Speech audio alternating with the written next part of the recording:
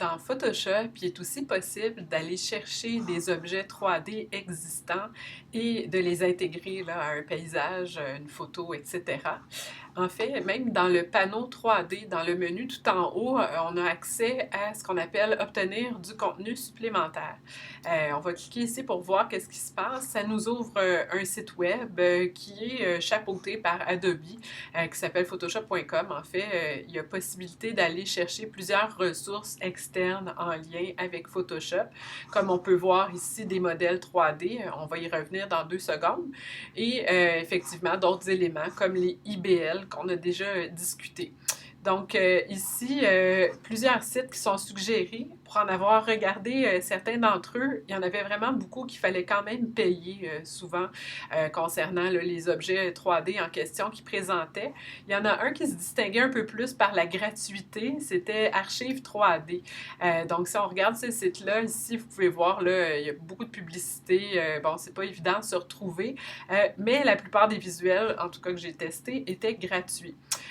Beaucoup d'objets. Par contre, il peut y avoir aussi des personnages, des animaux, des plantes, des arbres, des décors. Ça va, c'est très varié. Comme là, ici, on a un poisson. Donc, il faut faire des essais puis voir à ce moment-là comment ça s'intègre dans votre projet. Donc, on clique sur Download ici. Et là, il ne faut pas se méprendre parce qu'il y a toutes sortes de différentes publicités qui s'affichent. Il faut cliquer ici OK Download en plein milieu. OK? Autrement, si on clique ici, si on clique sur l'autre Download en haut, c'est de la publicité, ça ne nous amènera pas à la bonne place. Donc, on dit OK Download et là, effectivement, le téléchargement va s'effectuer.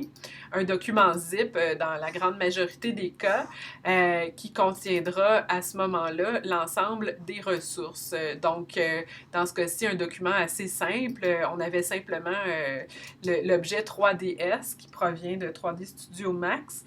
Par contre, à l'occasion, on peut avoir d'autres types de documents aussi. Et la façon pour l'intégrer, comme là ici, dans le fond, si je reviens dans mon image de base, pour importer mon visuel, que ce soit bon, le poisson que j'avais tout à l'heure ou encore le vélo que j'avais téléchargé préalablement, on va faire fichier importer et incorporer de sorte à ce que le document fasse partie intégrante de notre fichier de montage. Donc, ensuite de ça, il s'agirait d'aller le chercher au bon endroit, bien évidemment. OK. Et puis, moi, j'avais mis ça ici, là, ça sera pas bien long, on va l'avoir. Comme là, ici, dans ce cas-ci, j'avais un OBJ aussi, un autre fichier 3D qui est compatible avec plusieurs autres logiciels comme Maya, etc. Par contre, moi, je privilégierais le 3DS pour Photoshop. Il semble beaucoup moins lourd et puis surtout plus près de ce qu'il était originalement au niveau des couleurs dans le document. OK?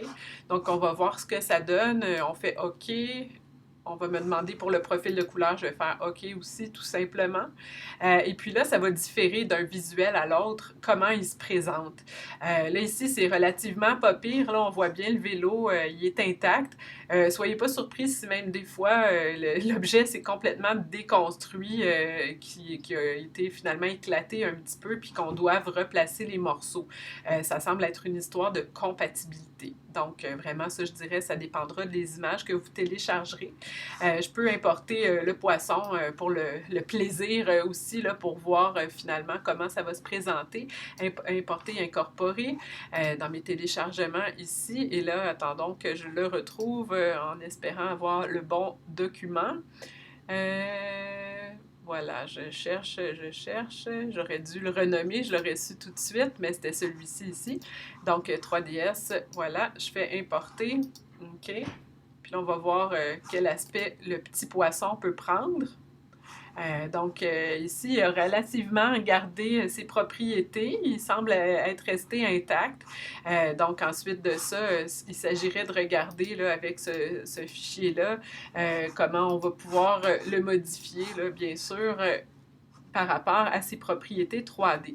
Donc, je vais le supprimer. On va l'enlever, celui-là. Donc, on revient ici au vélo. Dans un premier temps, vous allez être surpris de voir dans certains visuels comment ça peut être complexe comme objet.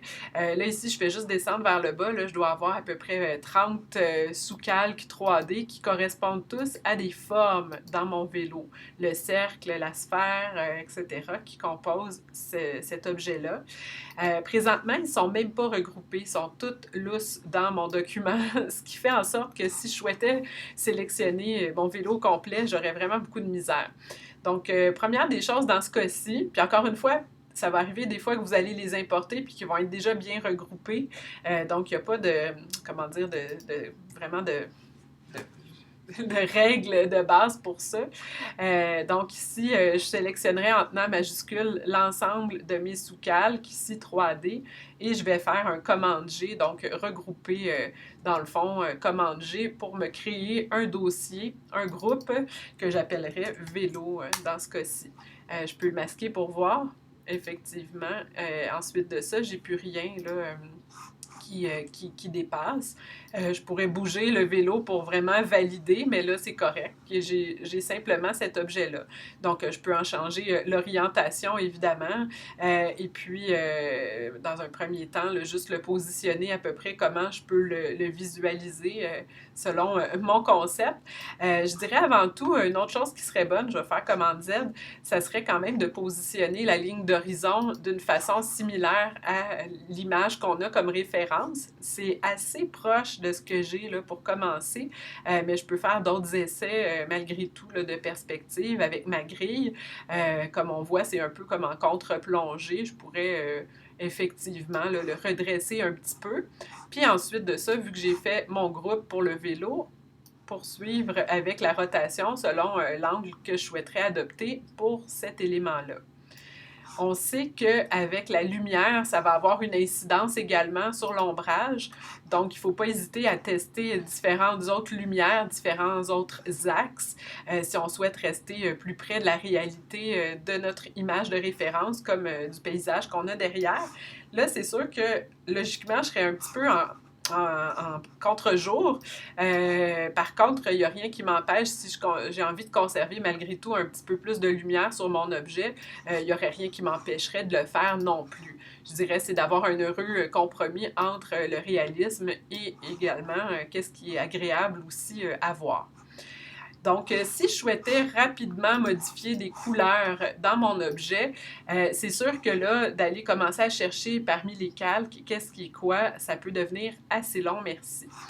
C'est sûr que ça va aider à ce moment-là de sélectionner à la pièce les objets. Comme là, si je changeais juste pour commencer le banc de vélo, ben, je clique dessus, je vais aller voir qu'est-ce qui est sélectionné comme matière. Ça semble assez plausible, là, leather comme texture, donc un genre de cuir.